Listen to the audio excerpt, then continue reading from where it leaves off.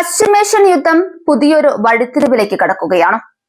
American സൈനിക താവളത്തിന് നേരെ Iran ദീർഘദൂര മിസൈലുകൾ അയച്ചതിന് പിന്നാലെ ലോകത്തെ ഞെട്ടിച്ചുകൊണ്ട് ഡൊണാൾഡ് ട്രംപ് തന്റെ വിജയം പ്രഖ്യാപിച്ചിരിക്കുന്നു. എന്താണ് ഈ നീക്കത്തിന് പിന്നിൽ? അമേരിക്ക ശരിക്കും വിജയിച്ചോ അതോ പിൻവാങ്ങുകയാണോ? നയതന്ത്ര വിശകലർ പറയുന്നത് നമുക്കൊന്ന് പരിശോധിക്കാം.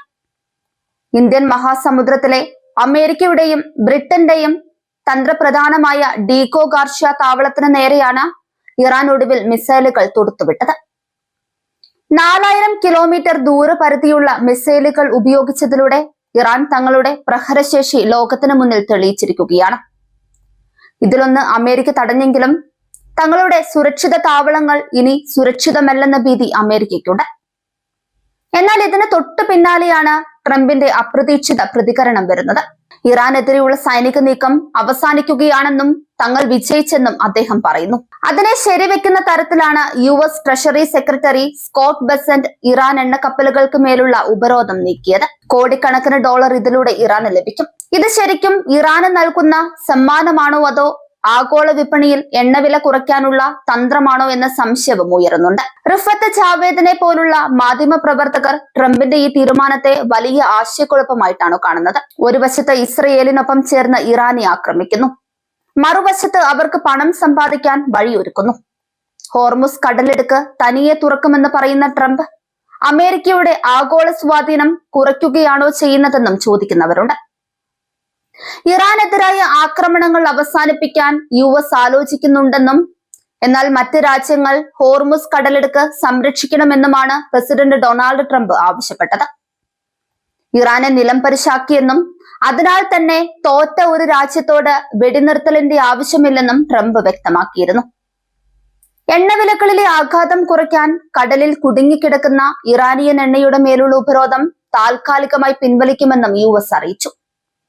ഇറാനുമായുള്ള യുദ്ധത്തിൽ അമേരിക്ക തങ്ങളുടെ ലക്ഷ്യങ്ങൾ ഏകദേശം പൂർത്തിയാക്കിയതായും സൈനിക സാന്നിധ്യം കുറയ്ക്കുന്നതിനെ കുറിച്ച് ആലോചിക്കുന്നതായും പ്രസിഡന്റ് ഡൊണാൾഡ് ട്രംപ് അറിയിച്ചു.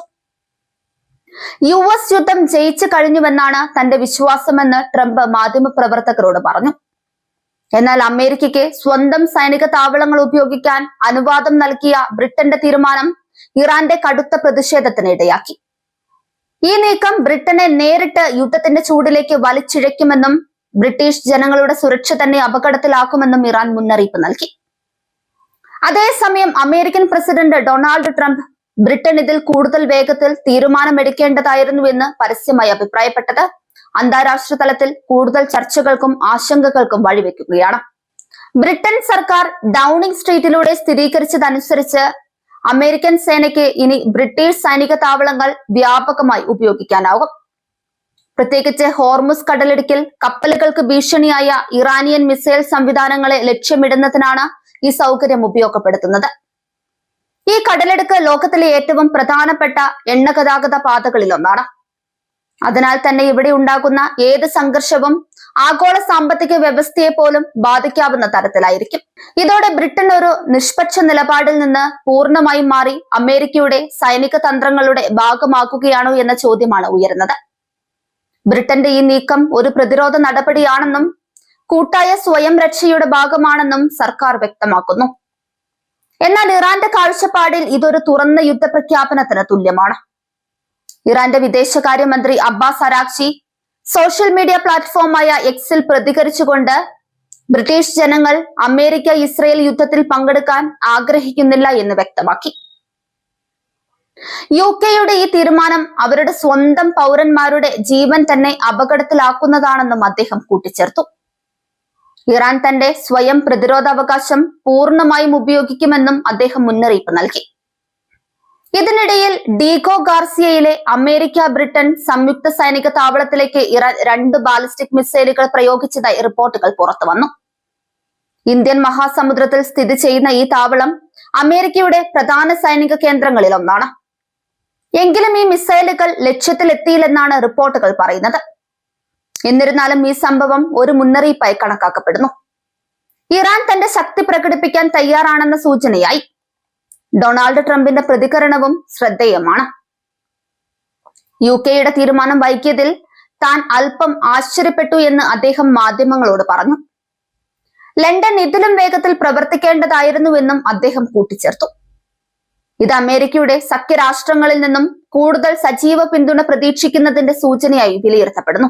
ബ്രിട്ടന്റെ ഇടപെടൽ ഈ സംഘർഷത്തെ ഒരു പ്രാദേശിക പ്രശ്നത്തിൽ നിന്ന് ആഗോള പ്രതിസന്ധിയിലേക്ക് ഉയർത്താനുള്ള സാധ്യതയും വർദ്ധിപ്പിക്കുന്നു.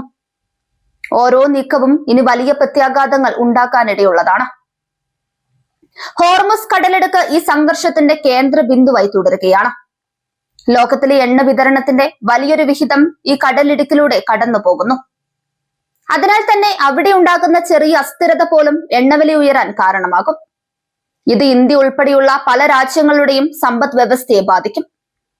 ബ്രിട്ടൻ സർക്കാർ ഈ നീക്കത്തെ ഒരു പ്രതിരോധ നടപടിയായി ചിത്രീകരിച്ചാലും ഇറാന്റെ കാഴ്ചപ്പാടിൽ ഇത് നേരിട്ടുള്ള വെല്ലുവിളിയാണ്.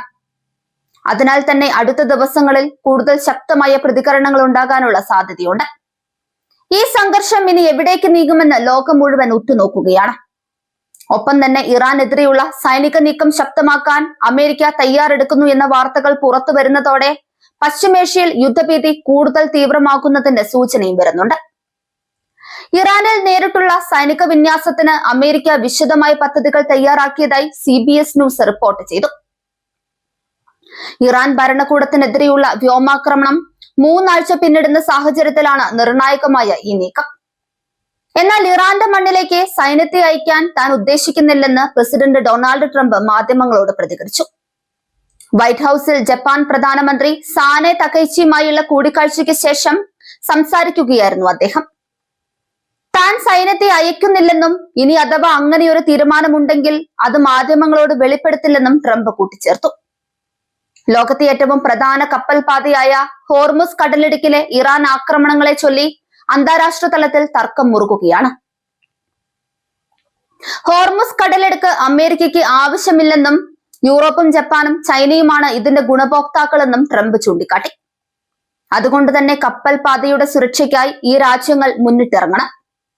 നാറ്റോ സഖ്യകക്ഷികൾക്കെതിരെ കടുത്ത ഭാഷയിലാണ് ട്രംപ് വിമർശനം ഉന്നയിച്ചത്.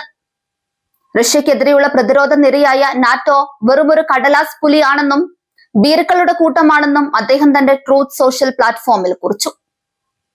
അമേരിക്കയുടെ സഹായമില്ലാതെ നാറ്റോയ്ക്ക് നിലനിൽപ്പില്ല. എണ്ണവില വർധനവിനെ കുറിച്ച് പരാതിപ്പെടുന്നതല്ലാതെ കടലിടുക്ക് തുറക്കാൻ നാറ്റോ രാജ്യങ്ങൾ തയ്യാറാകുന്നില്ലെന്ന് ട്രംപ് ആരോപിച്ചു.